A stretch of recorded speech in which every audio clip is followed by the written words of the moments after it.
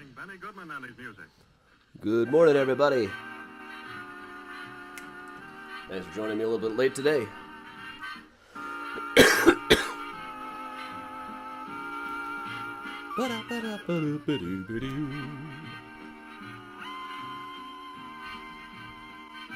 Very glad the new computer I'll have next month will not require this touch bar thing to get the volume turned down. Hey, Chris. Hey, Timothy and Dina. Hey, Steven over on YouTube. Hey, Melissa and Martin.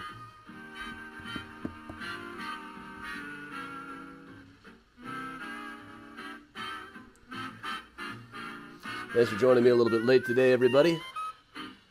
Benny Goodman, ladies, I had to do an interview. with the torrid clarinet and the even more torrid band who pervades assorted rhythms, all danceable.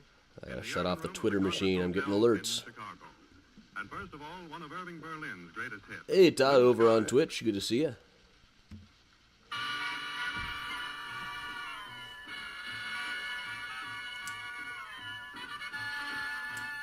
It's going all right today. I got a nice long sleep last night.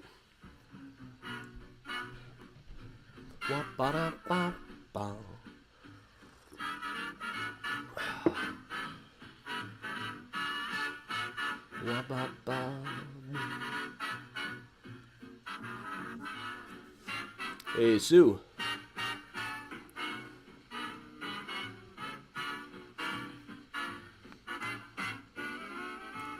Morning, Peggy.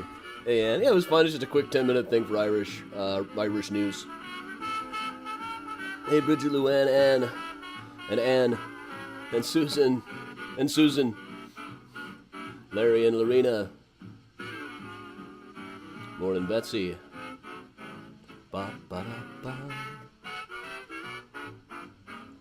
Thanks for joining me, everybody. You never know if anybody's actually going to show up when I run late.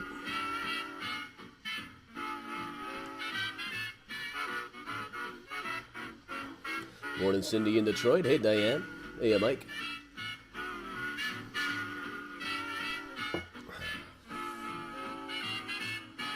Morning, Joanne. Good luck showing the house.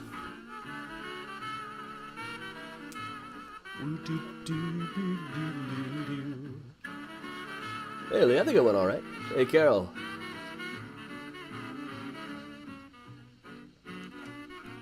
Hey, Marie.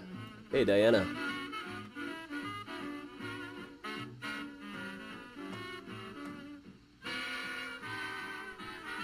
As I understand it, Murder Maps is selling okay for a $35 hardcover anyway.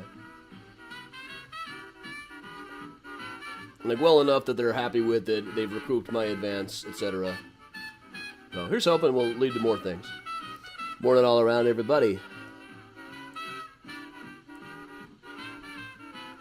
Alright, my chat box is freezing up a bit, so I might be missing some of you, I think. If such is the case, all apologies, of course. Also, it's anybody's guess how many people I'm going to get on a different time, so we'll see. Next week, we'll be back to normal. This week, both of the tours are at different times than usual.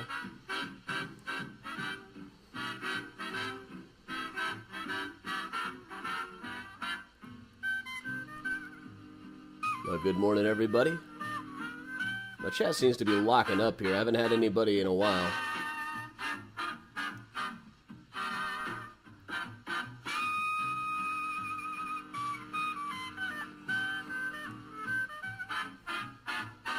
Thanks, Elaine. Hey, Octavio. Hey, Jerry. Hey, Dina.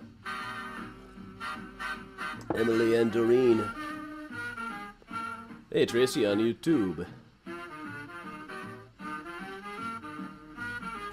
Hey, Meg and Robert.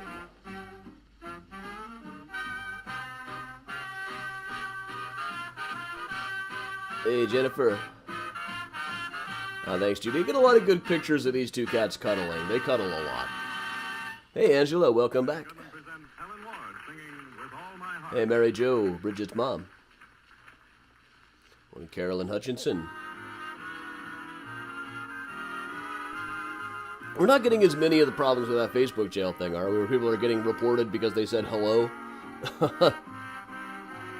Doreen just did talk to an interviewer in Ireland.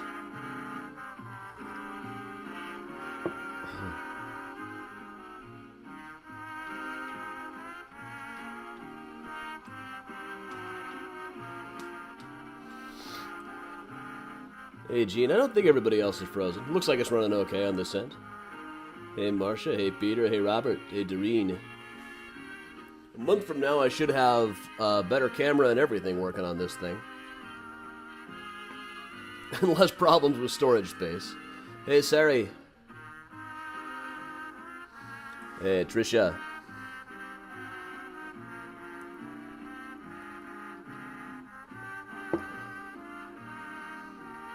Hey, Jennifer.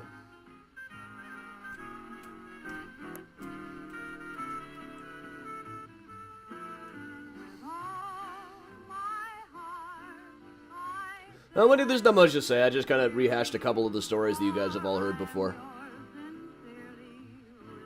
I'm honestly not sure if it was... I thought it was supposed to be television, but since it was just an audio, maybe it's just radio. Hey, Patricia. Today we are talking about the attempted insurrection plot that happened in Chicago in 1864, when the Confederates tried to take over the city ahead of the election.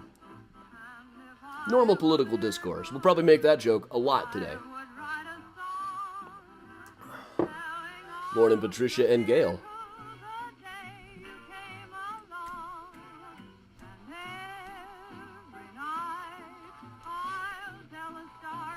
Hey, Paula.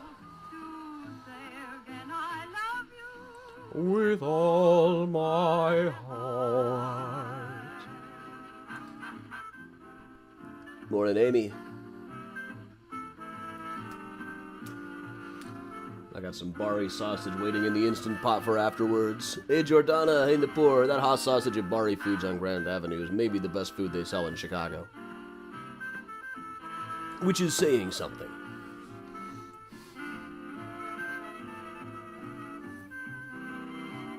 Melissa, if I get one, I will. Sometimes I do these radio things and they send me a link, sometimes not. Hey, Teresa. Hey, Beth.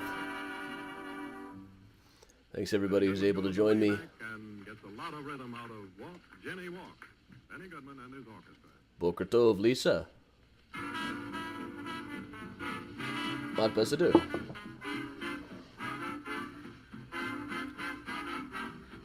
I'll need best to do.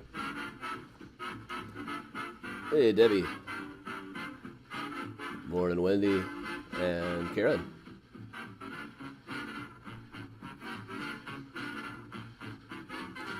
Where can you go and find archived information in Chicago history from 1920s to 40s? That one's trickier. The Tribune is archived from that era. Over on Genealogy Bank, you can get the Chicago Daily News and the Chicago Times from that era. Depends on what kind of information you're looking for, really.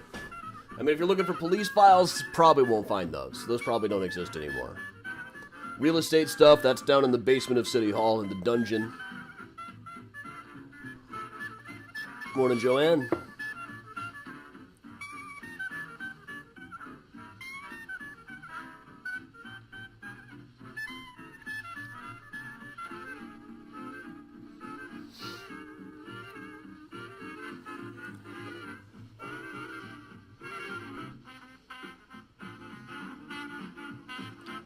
Hey, Marty. Hey, B, we are starting here in a minute. This is kind of the pre-show thing. Usually I'm at the end of it right now.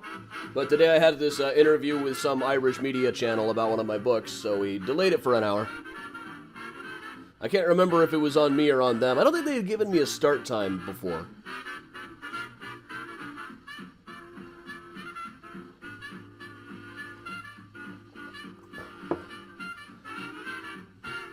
Hey, Lisa. Hey, John. Oh, look who's come over to say hello. Hey, Lisa and Kelly, top of the morning to you. Interview went fine. It was just a normal 10-15 minute talk. I got to tell the story of Minnie Wallace. Here's my usual line about how when you're 48 and you talk a 15-year-old girl into marrying you and then she kills you and takes your money.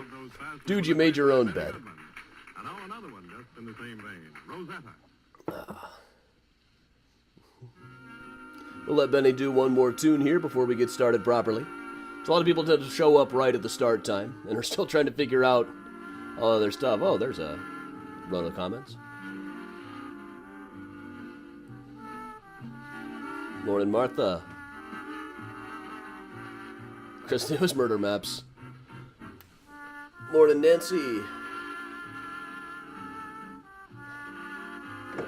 boy. So good. We'll do some jumping later, okay? I shouldn't have said that out loud. All he hears is that one word. Hey, Kathleen.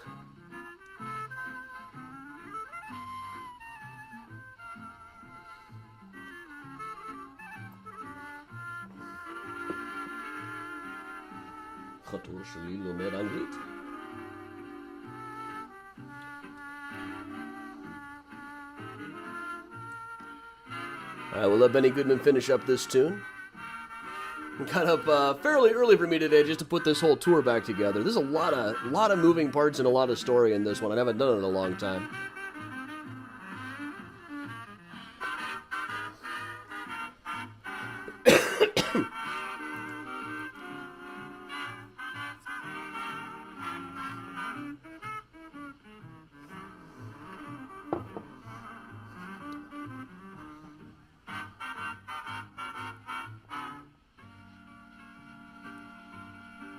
Alright, glad everybody was able to show up for a later time today. You never know what's going to happen with that.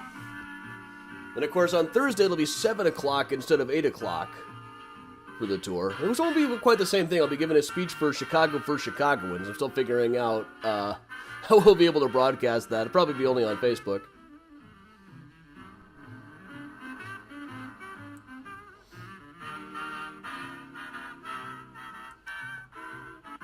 Hey, Kathy.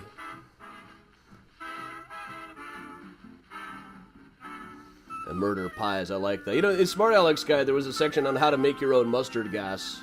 But then it's really just a recipe for fudge, which didn't stop Kirkus from criticizing me from including the recipe for mustard gas. By Benny Goodman is being presented from the Joseph Urban Room of the Congress Hotel in downtown Chicago. All right, everybody, that'll have Benny Goodman wrapping up for us. So it is time that we go ahead and get properly started. All right, welcome along, everybody. I'm Adam Seltzer for Mysterious Chicago Tours. I've been a tour guide and historian here in Chicago for going on 20 years now. I've got about a dozen Chicago history books out. I'm on the History Channel and the Travel Channel and now Irish Media all the time. So I am incredibly famous, and you should definitely pay attention to whatever I say. Among my relevant books, we've got Mysterious Chicago. Yeah, the numbers just dropped. That's very odd. We'll just keep going anyway. Just Kill Me, a young adult novel about a ghost tour guide who makes places more haunted by killing people at them. Not sure why I quite had this one in here. I just mentioned Smart Alex Guide to American History. We're starting late today because I had an interview about Murder Maps USA, a brand new one from Thames and Hudson. And this summer I will have one out called Graceland Cemetery, Chicago's Stories, Symbols, and Secrets. I'm super excited about this one. We're just finalizing all of the very last details of it now, catching what we hope are the last of the typos, etc., etc. So thanks a lot for joining me, everybody. Today we are going to talk about a subject that I think has really been kind of under-researched over the years, or just kind of brushed off as something that didn't really happen, which is the insurrection plot at Camp Douglas. Camp Douglas was a Confederate prison camp that we had here in Chicago, and in 1864 there was a Confederate plot to break all the prisoners out and take over Chicago. Now, one could argue that it never had a chance of actually working, but I think it was a little bit better put together than people tend to realize. But in any case, it didn't happen. General Sweet got wind of it. He had spies working for him who managed to put it all down before it could happen. And even the very next day, there were people saying, well, those guns they found planted were probably really put there by abolitionists. Or, just saying that it was normal political discourse, something that we'll probably bring up a few times over the course of this. So, that camp existed right over about here at near 31st and MLK. This would kind of be the northwest corner of it, right in this space. Later there would be a jazz club at which Louis Armstrong very possibly smoked his first joint. But this section was once land owned by Senator Stephen Douglas, and then it became first a training ground for Union soldiers, but once the war got underway, it became Camp Douglas. The map of it would have looked about like this. Here's a more interesting one. And in the middle, of a lot of people notice the word graves. They're like, ooh, that must be where they buried all the people. But really, that was the home of Henry Graves, the guy who is probably best known now around Chicago for his will put forth the money to build the statue Eternal Silence, the statue over at Graceland Cemetery. But he had built his house down in Senator Douglas's land and didn't want to move when they built a Confederate prison camp around him, so he just kind of lived in the middle of the camp for quite a while. Right on the end of it is the tomb of Stephen A. Douglas, the owner of the land, who was dead by the time it really got underway. He's now buried just up the road from it, not buried, interred in a crypt, which if you look closely here, you can see they have brochures about him on top of the sarcophagus. It's the tackiest thing ever. I don't really care much for Douglas, so frankly, I'm kind of fine with it. But Camp Douglas was by no account a pleasant place to be. It was a Civil War prison camp. North or south, none of these places were ever very nice. But over the course of time, something like 15,000 prisoners were held at different places. Whether it was really as rough or rougher than all of the other prison camps, one gets an awful lot of differing opinions. One thing you especially hear from that made this one worse for a lot of the Southern soldiers is that they were not used to the cold. One of the first guys in, by the name of Henry Morton Stanley, he's later the guy, Dr. Stanley, who went to Africa to find Dr. Livingston and famously said, "Dr. Livingston, I presume," when he came across him. Morton Stanley was interred here for a bit, said our buildings were swarming with vermin, the dust sweepings were alive with them, the men began to suffer from disorders, dysentery and typhus began to rage. Day after day my company steadily diminished, and every morning I had to see them carried in their blankets to the hospital, whence none ever returned. Exhumed corpses could not have presented anything more hideous. Now we'll look around just a little bit here. The whole area is kind of broken off now. But he would have been brought into the hospital space, which was right about where 31st and Vernon would be now. And one thing to remember about these people is I tend to have fairly little sympathy for Confederate soldiers, but these were just kids. These were people who had been manipulated, lied to, drafted, and sent off to die. And their knowledge of what was going on and their knowledge of the world tended to be very, very slanted by what they had been taught. There was an interesting article in the Tribune at one point mentioning that a considerable portion, perhaps even a majority of them, devoutly believed that Abraham Lincoln was black. And they didn't think that this was a conspiracy theory either. It's just what they had been told was a statement of fact, that either he or Hannibal Hamlin, the vice president, or his wife, they hear the weirdest things about these things that were just passed off as absolute fact. Nobody even thought that these were controversial things to say around the camp. So we'll take a look around the grounds a little bit. We just saw 31st and Vernon. You're still kind of on the grounds of it, right about down here, where the parking lot for the Jewel is now.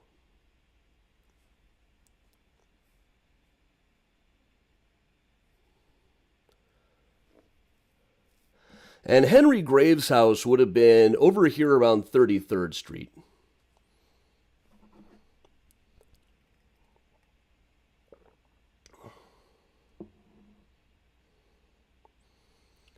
So at a given time, you had probably 3,000 to 5,000 soldiers here at any given time, 15,000 total over the course of the war. Quite a number, about a third of them died here.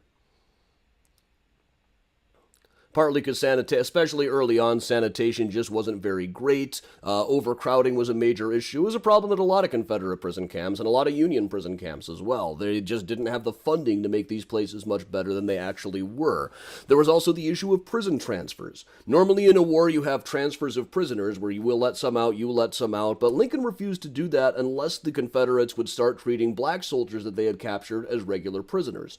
They refused to do that, so Lincoln refused to engage in prisoner transfers with them. So meanwhile, down among the Confederacy, we have here the Confederate cabinet, Jefferson Davis and his guys. They didn't last too long as a nation, but I'll admit that they sure knew how to dress. Now, February of 1864, there was a guy named Thomas Hines, who operated as kind of like a Confederate James Bond, or at least that's how he thought of himself anyway. In February of 1864, he came to talk to President Jefferson Davis and said, "Now, listen, I got a plan. There's all this great Copperhead sentiment in Chicago. That's support for the Confederacy. Now, one of the biggest newspapers there is read by a guy named Wilbur F. Story. We all know what I think of Wilbur F. Story around here.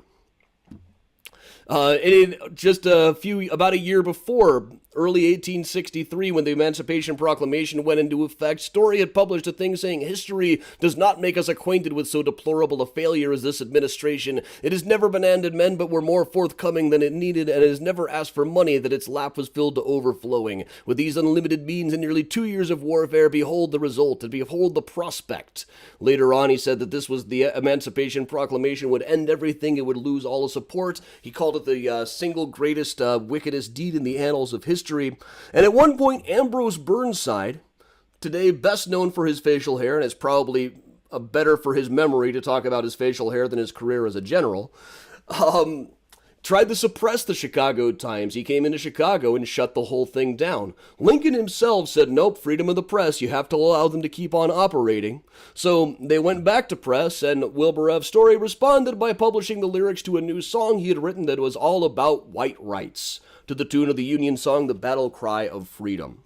Now, Thomas Hines believed that he could take advantage of all of this Copperhead sentiment that was going around in Chicago, wrote a report back to Jefferson Davis saying, yeah, I just took a trip out to Washington, D.C. I even managed to shake the hand of Abraham Lincoln. Whether this was true or not, kind of anybody's guess. But meanwhile, he decided to hold up for a while in Toronto, a day's train ride away from Chicago. So over in Toronto, they had a place called the Queen's Hotel, which was kind of like Rick's Cafe Americain in Casablanca. It was 24 hours by rail from Chicago, full of Confederate escapees and exiles, including a whole bunch of people who thought they had great information that they could sell to spies. Place was just crawling with spies on both sides. Among the people here was Clement Vallandigham of Ohio. He had previously been in the House of Representatives, but now had been convicted of using his position to aid and comfort the rebels and had been exiled to Canada. While in Canada, he tried to run for governor of Ohio from exile, lost the election. Thomas Hines came out here to hang out and meet with everybody. And also George Grenfell, a soldier of fortune. He was a British soldier of fortune who came over to take the money of the Confederacy, described as both a tough-looking customer and a queer bird altogether. Now, here in Toronto, they started making plans for what they could do about what was going on in Chicago. Now, meanwhile, in Chicago, we'll start here at Clark and Monroe, was a group called the Invincible Club. This was a conservative organization that did not favor what was going on in the Union. And eventually they moved over to Dearborn and Randolph, where they formed a group called the Sons of Liberty. These treason organizations always want to call themselves something like the Sons of Liberty or crap like that. Make a big deal out of saying we the people as much as they possibly could. So among the people here, meeting in the Sons of Liberty, was Charles Walsh, a Chicago man who had formerly been a candidate for sheriff and now had become completely radicalized. There was the former mayor of Chicago, our second mayor, Buckner Stith Morris, who had also somehow become really radicalized and at one meeting said if we could get all of those people out of Camp Douglas, we could send the abolitionists to hell in a handbasket. Incidentally, that is the first recorded use of the phrase hell in a handbasket. Probably existed before then, but if anybody said it before, nobody got it written down. And the reason that we know all of this is that one of their members was a guy named Dr. I.W. Ayers, who later went on to write a couple of books about it. He was a member of the Sons of Liberty, but he was a spy. His whole reason for being there was finding out what they were up to. And somehow in accounts of the Sons of Liberty meetings, I somehow get the impression that quite a lot of these guys were actually spies for the Union. Maybe they just said they were later on. So all throughout the summer of 1864, they started saying, what can we do about this? There are thousands of Confederates being held here in Chicago. Maybe we could break them out. So, summer of 1864, General B.J. Sweet arrived in Chicago, and he cleaned up Camp Douglas quite a bit, ordered more buildings to be built, more hospitals, as much funds as humanly possible. Things improved there a bit. They still weren't necessarily great. They were still working on a real lack of funds, but things improved there a bit. But meanwhile, things were not going particularly well for the Union in the summer of 1864. For one thing, we had the Battle of the Crater, which featured an awful lot of Chicagoans, including the groups from the United States Colored Troops working in Chicago. This was a thing where they tried to blow up a Confederate fort from underneath down in Petersburg, Virginia, which worked, but then as they charged into the crater, it just became an absolute disaster for the Union. It wasn't just even that, it was the psychological blow that came with it was just about devastating. So, summer of 1864, they were about to have the DNC to nominate somebody to run against Abraham Lincoln right here in Chicago. We'll turn it over to newspaper editor William Bross, who said the gloom that pervaded the whole country was especially thick and murky in Chicago. The copperheads were venomous, whisperings of blood running through the streets ankle-deeps and lampposts bearing black Republican fruit were in the air. I sat at my window on Michigan Avenue and saw the filthy stream of degraded humanity swaggering along to the wigwam, on Michigan Avenue, where the Democratic Convention was going to be held, and wondered what could be done, how the city could be saved from burning and plunder. We knew that General Sweet had small squads of men with signs and passwords in the alley ready to concentrate at the point of danger at any moment. Now, meanwhile, there were big meetings going on at the Richmond House. Just around the corner, the Richmond Hotel site would have been right about here where the Carbide and Carbon building is now. Just a little bit south of the Carbide and Carbine. Now, the Richmond Hotel became the meeting place during the DNC. They were meeting to nominate General McClellan to run against Lincoln. Lincoln had appointed him to be the biggest general in the Union Army for a while, but then McClellan, later events really show that what he was doing was just sitting on his butt trying to make Lincoln look bad so it would be easier to win an election against him when he ran against him. Very Christian cinema kind of thing to do. But meanwhile, over here in the Richmond Hotel on Michigan Avenue, several of the Confederate people were meeting. Clement Vallandigham was attending the convention pretty much openly at the time.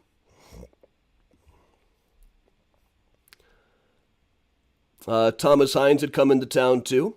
And the idea was Charles Walsh had told all of them, all right, I'm going to get all of those Confederate people drilled. We're going to be ready. During that convention, we'll go ahead and take over the city. But then when they got here to the Richmond House, they realized Walsh hadn't really done anything yet. Nobody was actually ready to attack. Everybody got kind of mad at him for a second, but then they decided, okay, so we can't necessarily win right now, but McClellan's going to win the election anyway. Then we'll get rid of Lincoln. Buckner Stith Morris even said that Lincoln would probably be tried and hanged after all of this. So they decided to just relax for a little bit. But meanwhile came the fall of 1864. In the fall of 1864, the tide started turning. The Union captured Atlanta. Lincoln stopped worrying that he was going to lose the election, as previously he had been figuring on. So as the tide started turning and Lincoln's election prospects started to look better and better, people kept on working at Camp Douglas. Charles Walsh got to work actually drilling people from southern Illinois, planning to take things over. Now, meanwhile, among the prisoners here was a guy by the name of John Shanks. I don't really have a picture of John Shanks. He probably would have looked like any of these guys. Shanks had been a Union man in Texas, but then the rule was you either have to enlist in the Army or get out of the state. He couldn't get out of the state, so he enlisted thinking, okay, I'll just wait this whole thing out. It's all going to be over in a few months anyway. But upon his capture, he immediately offered to spy. So General Sweet, after making sure that he really was on the level, he was really willing to help out the Union, sent him to meet with Buckner Stith Morris. Now, he sent him over to meet at his house, pretending to be a prisoner who had just escaped from Camp Douglas. And Morris's house was right in the loop. It was right over here on Washington. At the time, he was operating as Judge Buckner Stith Morris. Now, he sat down with him and his wife, and Morris said, well, I have to keep my hands out of this because it's all illegal. I don't want to break any laws, but go talk to my wife. So his wife gave him a lot of names and addresses and some money, then sent him over to James Geary's clothing house, which was over at about Madison and Wells. Here he was given disguises and everything that he needed to.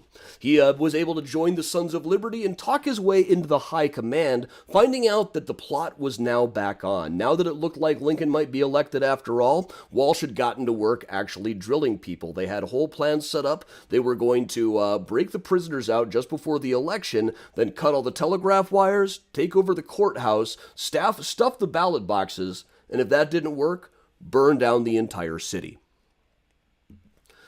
So this would have been the courthouse at the time, right where City Hall is now. The election came up. A woman named Anna Hosmer was working at the Soldiers' Home. She's buried up here now. She said the day of the election was much dreaded by all. Rumors were that the city would be burned. Those were days of great anxiety, and I felt we were living on a volcano ready to burst at any moment. She had been a particular target of Wilbur F. Story, who accused her of being an intolerant abolitionist. Like nowadays, every time somebody punches a Nazi and you hear people going, "Oh, how tolerant," it's exactly what Wilbur F. Story would have said. Meanwhile, as the election approached, Mr. Story was saying that Lincoln was rigging the election himself. Here's plots of old Abe to rig the election in Illinois. No one but loyal men will be allowed to vote. Horrible sufferings of the prisoners. Old Abe might release them, but will not. The fact that the Confederacy was not treating black soldiers as real soldiers was not a problem to Wilbur F. Story. We have conspiracy of the administration. Every day accumulates evidence of a gigantic and widespread conspiracy on the part of the administration to carry the coming election. We all know how the ballot boxes were manipulated in Indiana. They were not. And later indications show what was done in Indiana is but preliminary to operations of an attempt to control the presidential election at all hazards. This had been going on for a while. If Lincoln's re-election is based upon the views of Louisiana, Tennessee, or Arkansas, his inauguration should be resisted. Then the Army vote, the abolition plot at Baltimore and Washington, frauds by the administration. Any rumor he could pounce on, he would seize. Not to mention the fact that Lincoln had carried Ohio partly because it was fairly common for black voters to vote in Ohio. The rule at the time was that if you were less than 50% black genetically, you could vote. And all you really had to do was show up and say, yes, I'm less than 50% black, and as long as you would swear to it, they couldn't do much about it. Kind of came down to who the election judge what it was at the time. A lot of editorials were written about this at the time. Then the new abolition laws, rebel prisoners will be released to vote for Abraham Lincoln. Now, we can probably guess this was none of this was true. It was just Wilbur F. Story talking. But just before the election, a lot of the Confederates were meeting together once again at the Richmond House. They were specifically meeting in room number 70. Mr. Shanks had infiltrated the group, claiming to be a recent escapee. Thomas Hines was there. General Grenfell, the English soldier of fortune, was all set up. Clement Vallandigham was in the house, and Colonel Vincent Marmaduke was hanging around too. So the plot was they were going to attack. They had guns stashed in different houses around the place. Various soldiers later said that they had been working in drilling and knew who their commanders were going to be and everything. Grenfell would attack from inside the city, expected about 1,500 men, escapees, plus guys from southern Illinois. He would have 350 attacking the west wall. Hines was going to be leaving a party from the west. Mr. Grenfell was coming from the south. Hines was hiding out in Bridgeport at the time, but they had secret knocks to get into everybody's room. According to Shanks, the escapee/spy, a whole bunch of people were hanging out in here. Grenfell said that the Sons of Liberty were supplying all of them. But since Mr. Shanks had been spying on all of this stuff, General Sweet knew exactly where everything was happening. And just before the election, he sprang into action. Right across the street was the home of John Walsh, which was found to have a whole cache of rifles had been stashed there. It's hard to get the exact location, but it's probably right about where this neighborhood called Groveland is now. It's a very early planned community from the 1850s. It's kind of a hidden gem of the city, really interesting to drive around in now. So the authorities busted into that. Meanwhile, they weren't able to capture Hines. He was hiding inside of a mattress in this house on West Adams.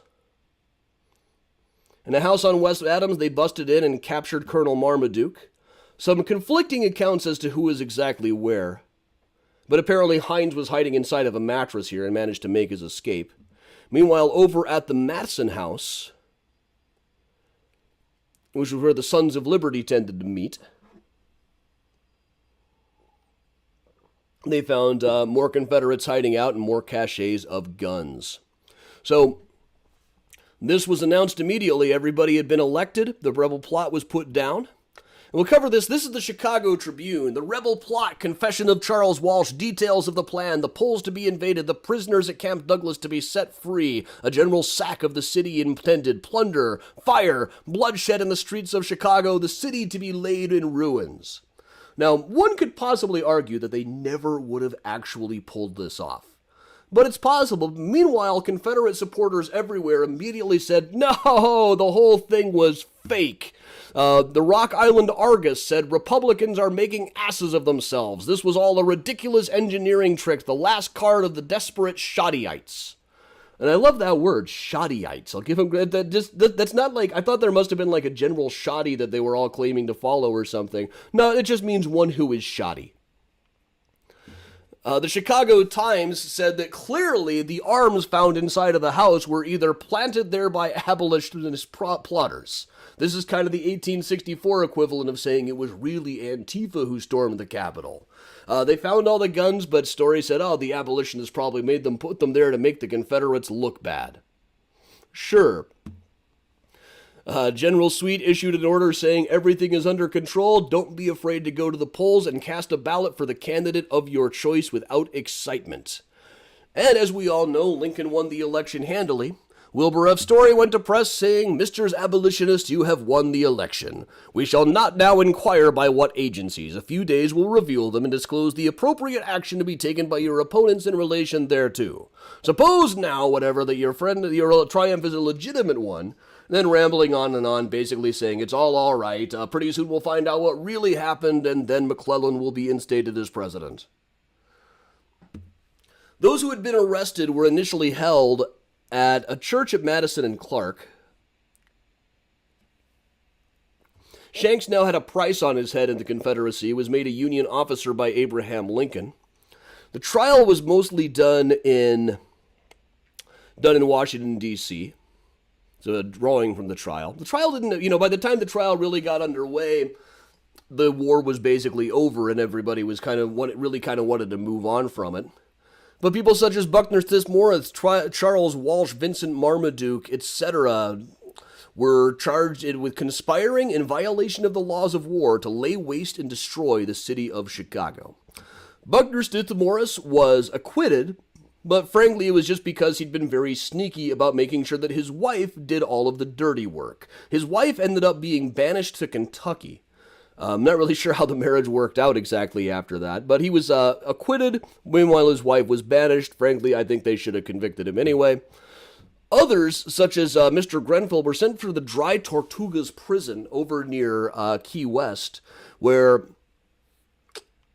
one of his where he was sharing space with one of his other prisoners, Dr. Mudd, the guy who had helped out John Wilkes Booth.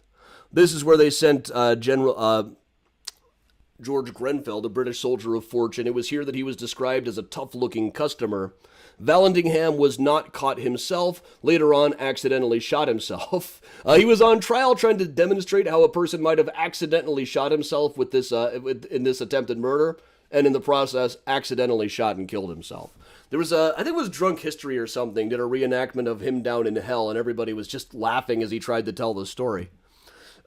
Grenfell escaped from the prison along with a few other people. There were later reports that he had surfaced living in Cuba or something, but never confirmed. He was certainly never heard from again. Most likely he probably drowned in the attempt. So the story really ends where most of the stories end, inside the cemetery. We'll just pause briefly. Buckner Stith Morris is in an unmarked grave that this one weirdo is dancing on. General B.J. Sweet is up on the hill here.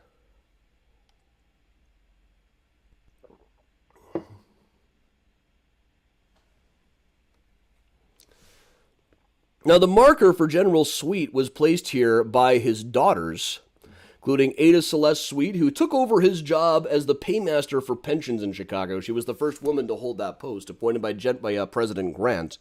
And his other daughter, Winifred Sweet, who went on to become a journalist, mostly writing for the Hearst papers, probably best remembered later on for her covering of the trial of Henry Thaw for the murder of Stanford White, who had previously been with Thaw's wife, Evelyn Nesbitt, who comes up on quite a number of our tours around here. Been with is a very, very, very polite term for what happened. But I always thought it was very interesting just how close Sweet is to Wilbur F. Story. They've got him right behind Wilbur F. Story of the Chicago Times. Almost as though he is there to keep an eye on him. And they beg me not to play this clip, but you know what I think of Wilbur F. Story. But all right, everybody, that one's a little bit shorter. But all right, well, a quick plug of the upcoming things. Thursday at 7 o'clock, I'll be giving a talk for Chicagoans on Lillian Colley, my favorite flapper, and The Wind Blew In. Next week, we'll be back at the usual time to do a virtual tour of Oakwood Cemetery. Haven't done that one in 4 or 5 months. So, always lots of good stuff coming up here. Should you need a Mysterious Chicago sweatshirt, hoodie, etc., go to cafepress.com/mysteriouschicago and they will get you all hooked up. And with that, everybody, we will put the Benny Goodman back on and just hang out like we always do. Thanks for joining me. I'm Adam Seltzer for Mysterious Chicago Tours. Here is Benny Goodman.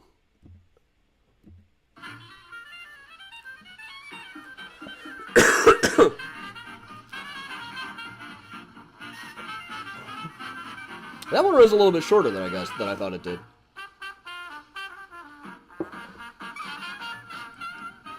It feels like there's so much more going on in this tour. I'm always surprised that it doesn't last longer than it does. Mysterious Chicago Tiki Mug. That'd be kind of cool, but I don't know if there's a place where I could have those made cost effectively. Thanks, Carol. Thanks, Audrey.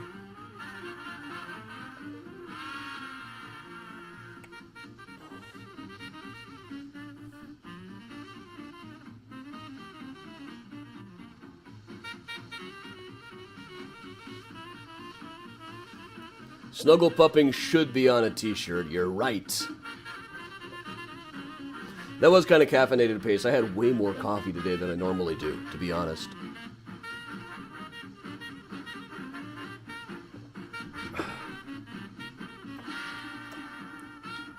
Is there a museum with artifacts from the camp? The Chicago History Museum might have some of them. There's been some archaeological digs there lately, but there's really just not much left.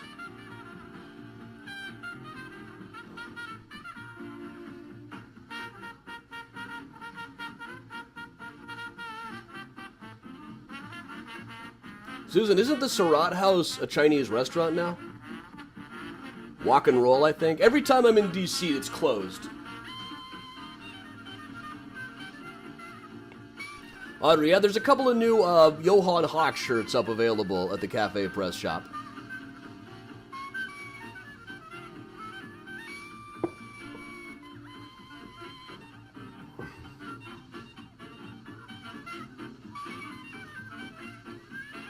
Have you snuggle pupped today?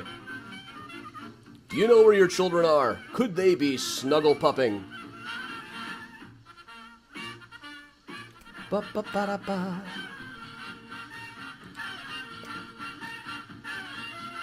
Peggy, that's about exactly right.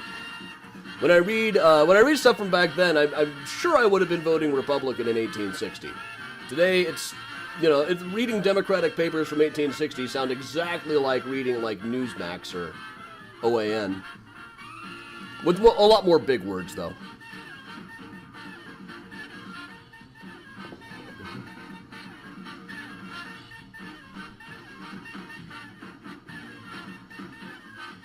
Hawk and Gun is snuggle pupping. I might be able to make that work.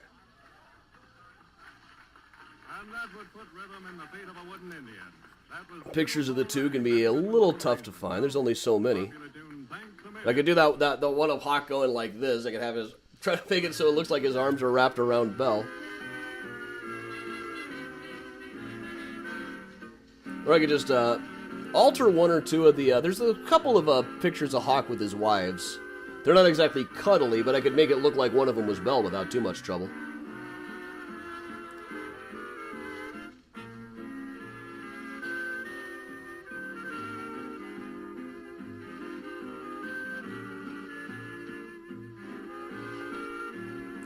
We could all do with some more snuggle pupping.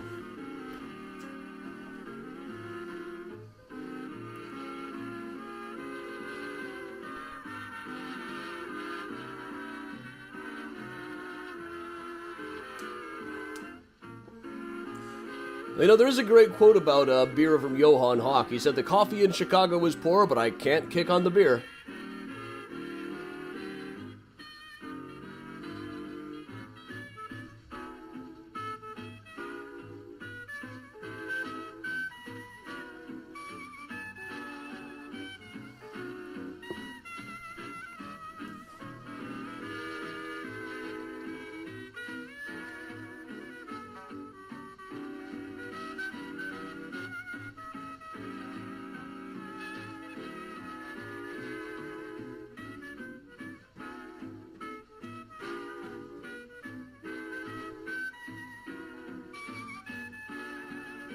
But yeah, they just put the picture of Miles and Priya snuggle pupping up earlier. Where are they right now? Priya is right behind me on the couch. He's up on the top of the couch. They both like sitting there. Miles, I can see back on the radiator over there. So they're both here. Down Harlem Way, they're all trucking. And here's Helen Ward to tell you all about it. Miles showed up a bit before the tour.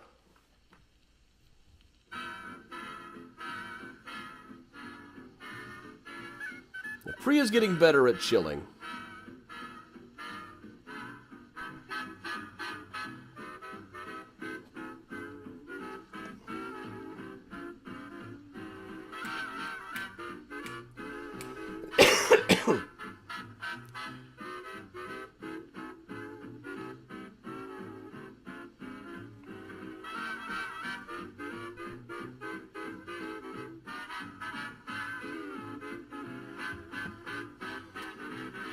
Avenue all over town.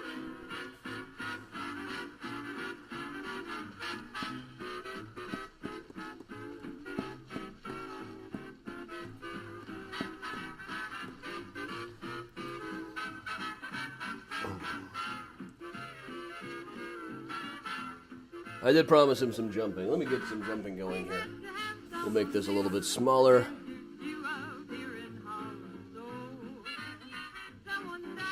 Snuggle pupping is kind of like cuddling, but slightly more illicit. It's what you had to tell the judge didn't go on in your place back in the 20s.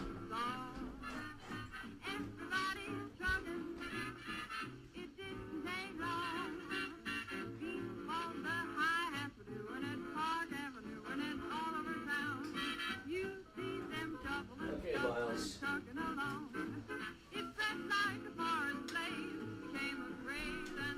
Miles is stretching out over there.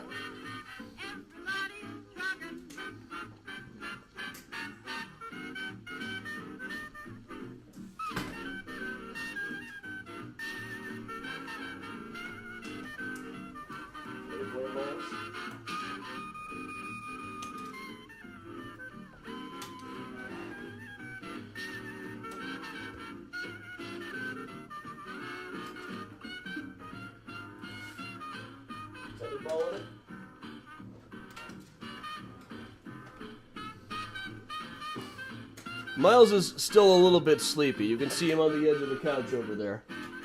Doesn't want to miss a chance to jump to chase the mouse toy.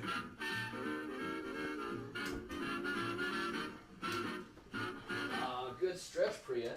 Benny Goodman presents On the Alamo. You gonna do some jumping? Show them how good you are at jumping?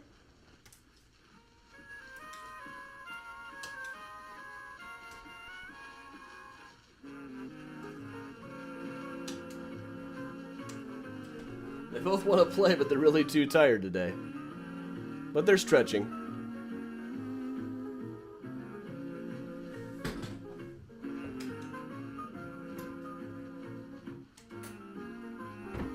There she goes.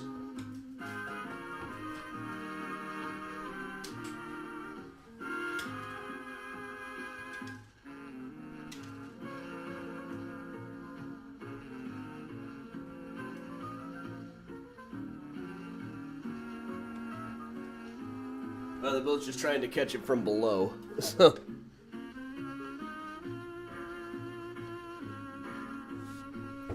Here it comes. Okay. Whoa! You caught me there, Miles.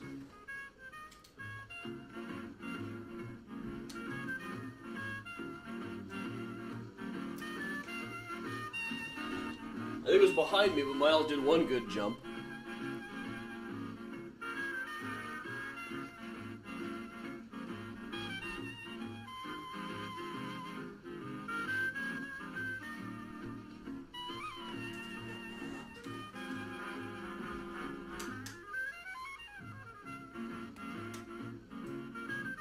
Miles, don't just try to get up on the chair. You can't cheat.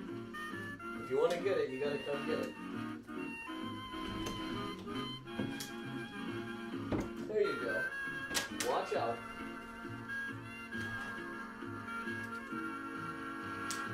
Is that all you got in you, Miles? You tired after one jump?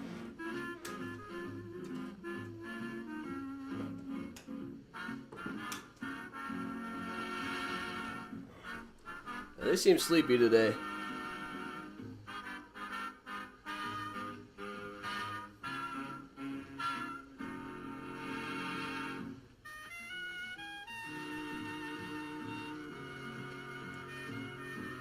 But hey, aren't we all?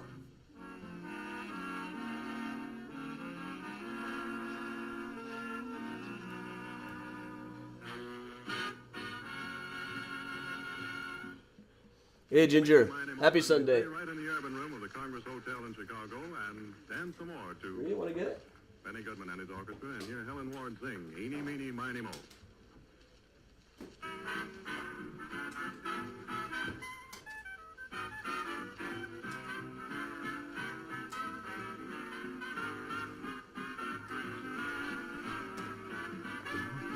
Yeah, it's just kind of a lazy Sunday, I guess. I feel busy. This is one of the hardest tours to put together. There's just so much going on in it.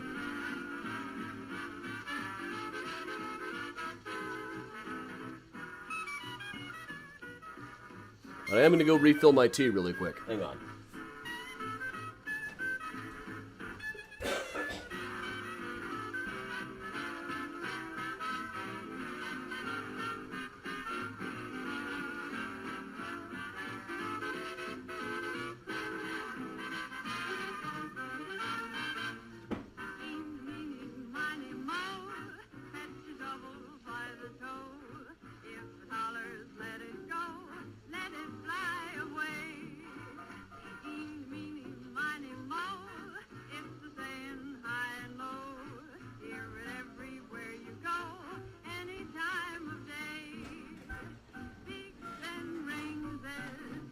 Valley sings it, wise men rings it, even Mr. Crosby sings it. Just some throat coat tea, Slippery Elm.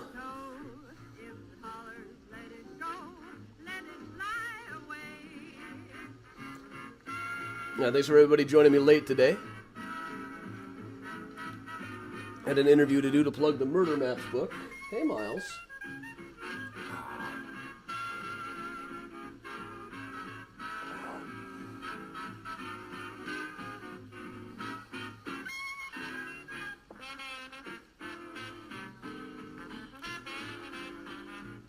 Carol, you know, I was going to be going to Los Angeles for a couple of History Channel episodes last month, but it kind of fell through.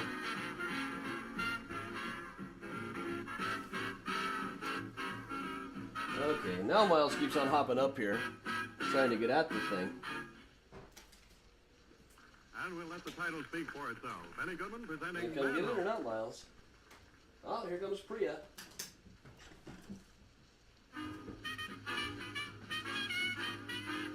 Are these some of your big ones?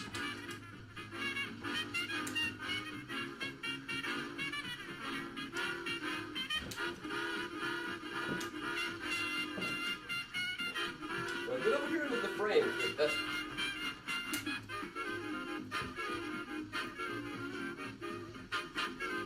guys are not giving me your best work today. It's not like I'm a stage parent or anything. But he wants to take me for a walk. I'll be right back.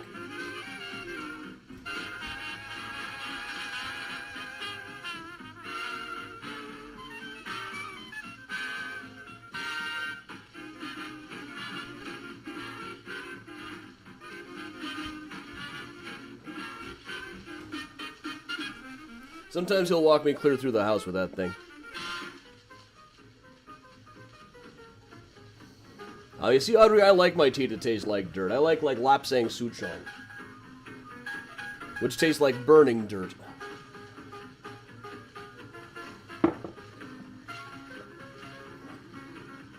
Kimberly, I'm just using some desk lamps here.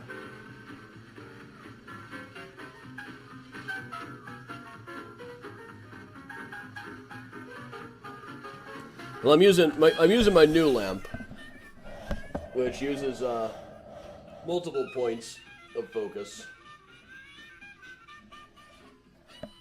and different colors.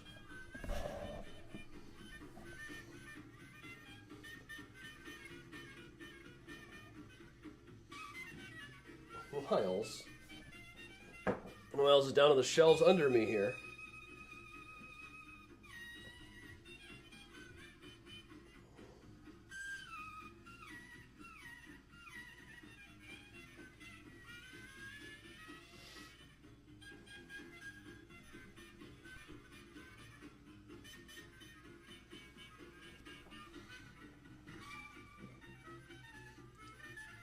Thanks, Lynn.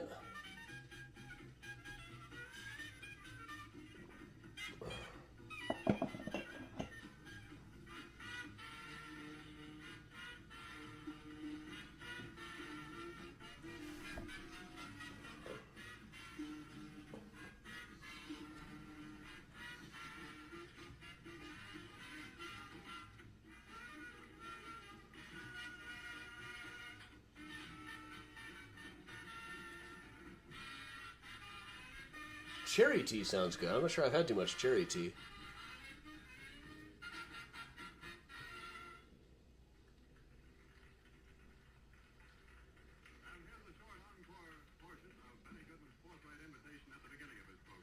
Alright, we'll let Benny finish things up today. Glad everybody could join me a little bit late. Or so many of you anyway.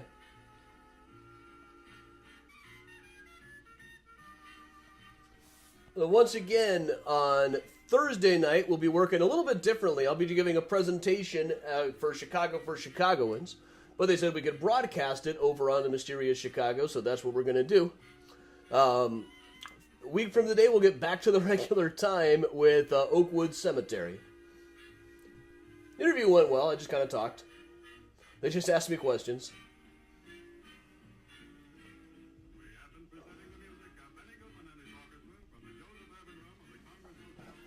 Hop up, Miles.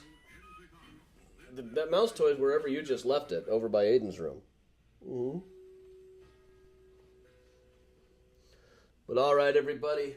In the meantime, thanks a lot for joining me. I will see most of you tomorrow morning for Mural Monday. And then all through the week, we'll have morning mini tours running. So in the meantime, thanks everybody for joining me. Stay safe, stay strong, and if you can, do stay spooky.